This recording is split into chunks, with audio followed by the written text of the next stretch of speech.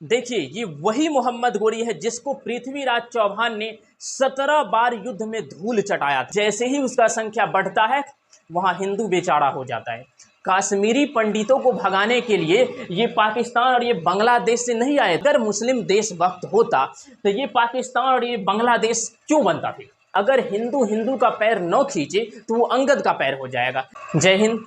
आज के वीडियो में हम बात करेंगे पृथ्वीराज चौहान के बारे में बताया गया सबसे बड़ा झूठ, जो उस समय के चाटुकार इतिहासकारों ने पृथ्वीराज चौहान के बारे में काल्पनिक कहानियां बनाई। तो आइए देखते हैं वो काल्पनिक कहानी कौन सी है।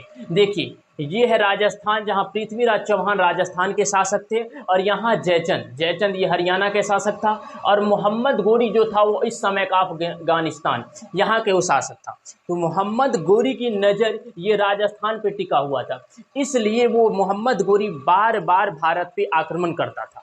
इसलिए हो गया 1191 तराइन का युद्ध।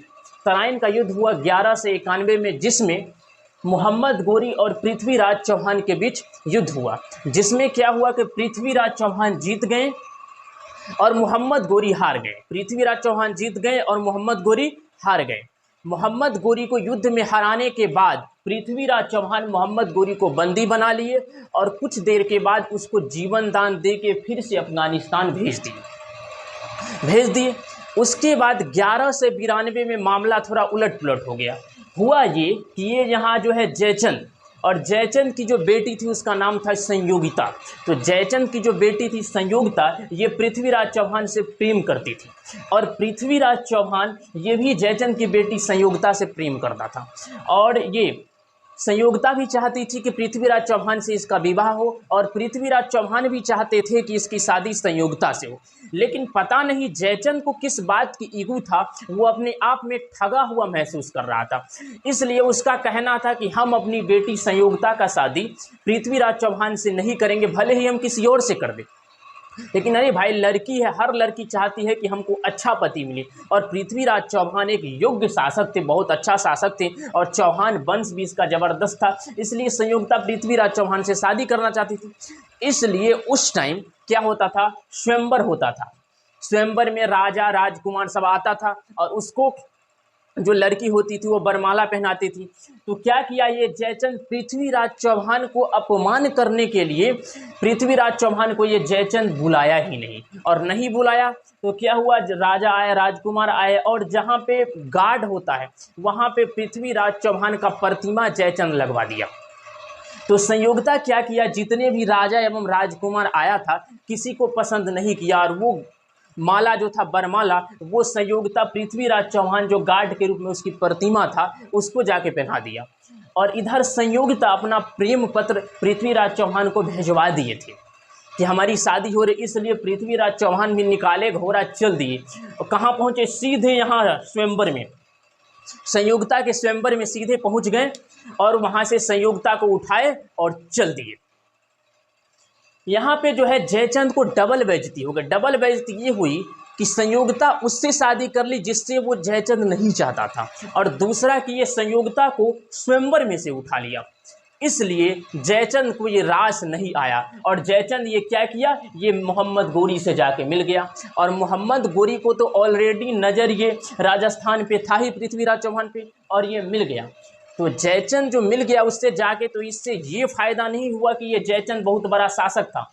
इससे ये फ़ायदा हुआ कि कोई भी बड़ा से बड़ा शासक हो उसको कहीं ना कहीं कमजोरी अवश्य होती है, और ये सारी कमजोरी जयचंद को पता था। और ये जयचंद ये सारी कमजोरियाँ ये मोहम्मद गोरी को बता दिया, और मोहम्मद गोरी पृथ्वीराज चौहान पे इन सारी कमजोरियों के साथ आक्रमण कर दिया। देखिए, उस समय भी और आज भी हिंदू हिंदू का ही पैर खींचता है। अगर हिंदू हिंदू का पैर न खींचे तो वो अंगद का पैर हो जाएगा। लेकिन देखिए जयचंद जैसा गद्दार क्या किया, ये मोहम्मद गोरी से जाके, जयचंद मोहम्मद गोरी से मिल गया। उसके बाद हो गया 1192 तराइन का द्वितीय युद्ध। तराइन का द्वितीय युद्ध हो गया 1192 में। 1192 में मोहम्मद गोरी और पृथ्वीराज चौहान के बीच फिर से युद्ध हुआ, जिसमें पृथ्वीराज चौहान, इसमें क्या हुआ कि ये मोहम्मद गोरी सारी कमजोरियों के साथ पृथ्वीराज चौहान पे आक्रमण कर दिया। लेकिन फिर भी पृथ्वीराज चौहान डट के मुकाबला किए। युद्ध कई दिनों तक चलता रहा। जिसमें मोहम्मद गोरी का लगा कि फिर हम युद्ध नहीं जीतेंगे। इसलिए जिस टाइम पृथ्वीराज चौहान, आधी रात में पृथ्वीराज चौहान और उसकी सेनाएं सो रहे थे, उस टाइम ये मोहम्मद गोरी इस पर आक्रमण कर दिया और पृथ्वीराज चौहान को बंदी बना लिया गया। बंदी बनाने के बाद पृथ्वीराज चौहान को अफगानिस्तान ले गया। अफगानिस्तान ले गया और उसके बाद पृथ्वीराज चौहान की आंखों में 2 गरम रड डाल दिया, जिससे पृथ्वीराज चौहान क्या हुआ, अंधा हो गया। और आज लोग भाईचारे की बात कर रहे हैं। याद रखिए, भाईचारे तभी तक है जब तक उसका संख्या कम है। जैसे ही उसका संख्या बढ़ता है, वहाँ हिंदू बेचारा हो जाता है। कश्मीरी पंडितों को भगाने के लिए ये पाकिस्तान और ये बांग्लादेश से नहीं आए थे, वो भी वहाँ भाईचारा बने बैठे हुए ही थे। अगर कोई भी मुस्लिम आपको लगता है कि बहुत अच्छा है, तो उसके सामने हिंदू राष्ट्र और मोदी जी की तारीफ कीजिए, यकीन मानिए आपके सारे भ्रम दूर हो जाएंगे।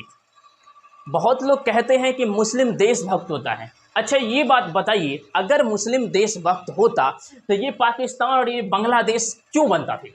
अगर वो देशभक्त होता तो सोचिए। देखिए, ये वही मोहम्मद गोरी है जिसको पृथ्वीराज चौहान ने 17 बार युद्ध में धूल चटाया था और उसको बंदी बना लिया था। बंदी बनाने के बाद उसको वापस जीवन दान दे के छोड़ दिया था। 17 बार ऐसा प्रोसेस चलता रहा। पृथ्वीराज चौहान ने मोहम्मद गोरी को 17 बार युद्ध में हराया और उसे बंदी बना के पुनः छोड़ दिया। लेकिन मोहम्मद गोरी पृथ्वीराज चौहान को सिर्फ 1 बार हराया, और वो भी धोखे से। परिणाम क्या हुआ कि उसको आंखें फोड़ दिया गया, अंधा बना दिया गया। और यहाँ देखिए, पृथ्वीराज चौहान इसको जीवन दान देते। ये है मुस्लिमों की सच्चाई। इसलिए जागो सनातनियों, जागो, अभी भी समय है, इकट्ठा हो जाओ, क्योंकि एकता में ही बल होता है। अब मुस्लिम कैसा देशभक्त होता है वो मैं आपको बताता हूँ। देखिए, अब हुआ ये, पृथ्वीराज चौहान को बंदी बना के यहाँ लेके चले गए। इस पे अधिकार हो गया मोहम्मद गोरी का। तो ये जयचंद बोला मोहम्मद गोरी को कि हम तो तुम्हारे मित्र हैं, सो ये वाला एरिया अब हमको दे दो और तुम वापस चले जाओ। तो मोहम्मद गोरी बोलता है, दोस्त, जो अपने बेटी दामाद का नहीं हुआ काहे की दोस्त, किस बात का दोस्त? उसके बाद हो गया 1194 चंदबार का युद्ध।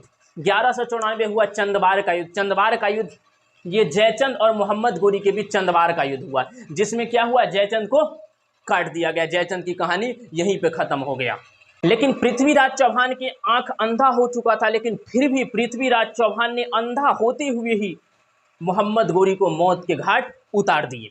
उसके बाद हो गया बड़ी गड़बड़ कांड। गड़बड़ कांड क्या हुआ कि ये मोहम्मद गोरी का जो गुलाम था कुतुबुद्दीन ऐबक, गुलाम मतलब परमानेंट खरीदा हुआ गुलाम, वो कुतुबुद्दीन ऐबक था। मोहम्मद गोरी तो इधर तराइन के प्रथम युद्ध में बिजी था, तराइन के द्वितीय युद्ध में बिजी था, फिर ये चंदबार के युद्ध में बिजी था। और इधर कुतुबुद्दीन ऐबक जो था मोहम्मद गोरी का गुलाम, ये मोहम्मद गोरी को बैठे बैठे लाइन मार रहा था। लाइन मारा के सीधे सीधे मोहम्मद गोरी के बेटी को ही फंसा लिया।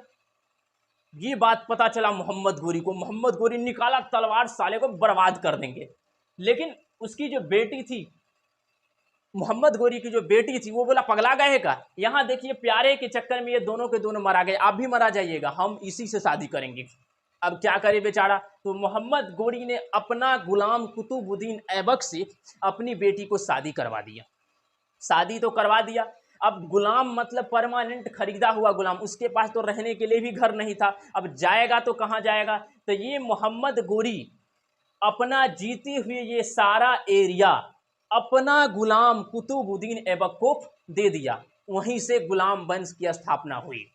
तो भारत में मुस्लिम साम्राज्य की जो स्थापना हुई वो इसी गुलाम वंश के कारण हुआ। इसलिए लोग कहते हैं ना कि जयचंद जैसा गद्दार कोई नहीं, तो उसी जयचंद की गद्दारी की वजह से भारत में मुस्लिम साम्राज्य का स्थापना हुआ। उसके बाद अब यहाँ का शासक कौन बन गया? कुतुबुद्दीन ऐबक, मोहम्मद गोरी का गुलाम। उसके बाद ये कुतुबुद्दीन ऐबक भी एक गुलाम रखा, जिस गुलाम का नाम था इल्तुतमिश। अब ये इल्तुतमिश सोचा कि हमारा मालिक जो था वो अपने मालिक के बेटी को पटाया, ऐसा करते हम भी वही काम करते हैं। अब ये क्या किया, इल्तुतमिश कुतुबुद्दीन ऐबक की बेटी को लाइन मारा और उसको फंसाया, और उसको फंसा कर फिर वही बात, ये निकला बर्बाद कर देंगे। तो बोला पगला गए क्या? देखिए इसी प्यार के चक्कर में पृथ्वीराज चौहान गया, संयोगिता गई, जयचंद गए, आप भी मरा जाइएगा, चुपचाप शादी कर दीजिए। उसके बाद ये कुतुबुद्दीन ऐबक अपना गुलाम इल्तुतमिश से अपनी बेटी को शादी कर दिया और यहाँ क्या हुआ, गुलाम वंश वैसे ही प्रोसेस चलता रहा।